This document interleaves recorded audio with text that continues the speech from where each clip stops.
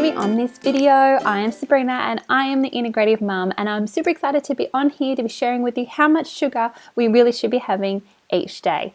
Here at the Integrative Mum, I help mums cut back on sugar, so stop eating sugar so they can feel better and change the health of their family.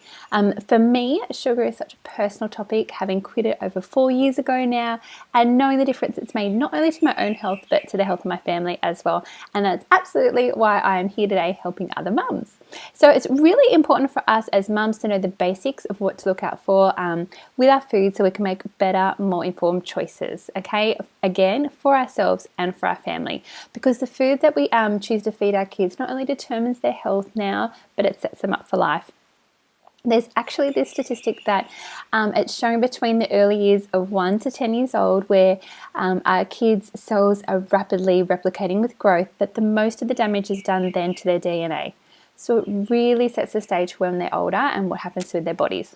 And I honestly feel that as mums, if we were to know, really how some of these ingredients, especially sugar, affects our little ones, we'd be making some very, very different choices for them. So let's get into this video.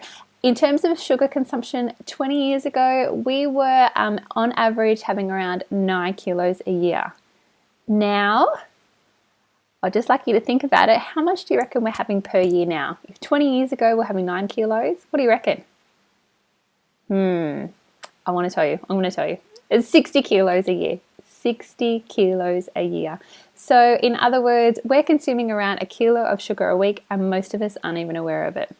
There is a strong correlation between sugar and most metabolic diseases. Metabolic syndrome is a collection of conditions that can increase your risk to, diabetes, stroke, heart attacks. And there is also a strong link between cutting back on sugar and effective weight management.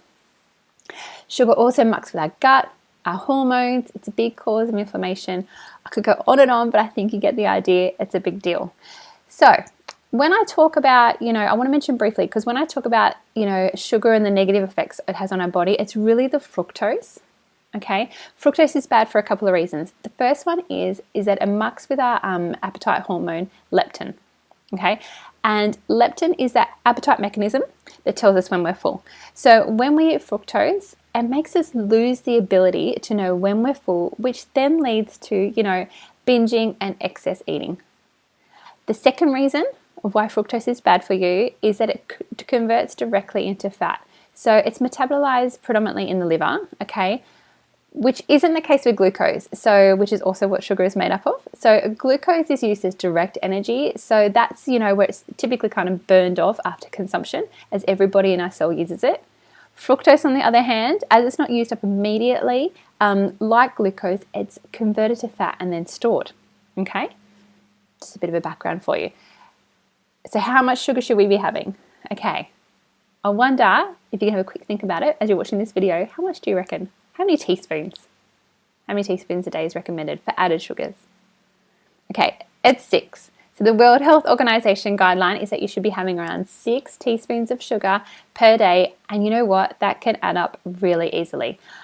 I'll go through a few examples now, just to give you an idea. This is kind of, run-of-the-mill kind of drinks and foods to give you an idea. So for example, some drinks. A 375ml can of Sprite has 8.5 teaspoons of sugar. Okay, so straight away, you're over the 6 teaspoon recommendation. Coke, that's a biggie. 375ml can of Coke has 10 teaspoons of sugar. Right, already way over the 6 teaspoons of added sugar per day, what's recommended by the World Health Organization. Solo, a 375ml can of Solo has 11 teaspoons of sugar. Gatorade, a 600ml bottle of Gatorade, 9 teaspoons of sugar. If you look at some breakfast cereals, Cocoa Pops, okay, a 2/3 of a cup, their standard, serve that's on their packet is 4 teaspoons of sugar. So just in 2/3 of a cup there for breakfast that your kids might be having, they're taking 4 teaspoons of the recommended 6 teaspoon daily intake, okay, of added sugars. Few other ones, Just Juice, a 200ml serving of Just Juice, 4 teaspoons, and Up and Go, they're 250ml, they're almost 5 teaspoons of sugar. 2 rows of milk chocolate. If you're sitting down after kids are in bed, about to put on some Netflix, and you have 2 rows of milk chocolate, that's 8 teaspoons of sugar, okay? Yogurts, that's another one. A 170ml serving of little tub of yogurt, so say Yoplait, a vanilla, Okay, that's 6 teaspoons of sugar. 2 Tim Tams is 4 teaspoons of sugar. And what's the last one? A little tiny 36-gram Mars bar, those fun size ones, is 5 teaspoons of sugar. Okay, so while some of these might not shock you, okay, too much, remember that 6 teaspoon recommendation by the World Health Organization that we should only be having 6 teaspoons of sugar of added sugars per day. Okay, it really does add up on a daily basis. And plus, if you think about it in the long term, what some of these might have, per day and how they add up, for example, over a year, if you were to have one 375ml can of Coke per day, that would add up to 14.6 kilos of sugar in 1 year. Okay, that's a lot of sugar. The usual suspects, obviously, are going to be your soft drinks, your sweets, your chocolates, lollies, biscuits, pastries, and baked goods. But also watch out for many processed and packaged foods that you might not typically think of. Breakfast cereals, muesli bars, ready-made meals, some sauces. Okay, they do add up really quickly. So from here, I would recommend starting to pay attention to just how many teaspoons of sugar in foods you are having. And, let me know, get in touch if sugar is something that you struggle with. I did, and that's what led me to the path and why I'm here with my business, helping other mums stop eating sugar, okay? If you'd like to find out more about how I do actually help mums stop eating sugar, then head on over to my website, okay? theintegrativemum.com. I have lots of free information on there, as well as information on my group programs if you'd like to take it that next step further. All right, thanks for joining me in this video, and I hope to see you again soon. I'll see you later.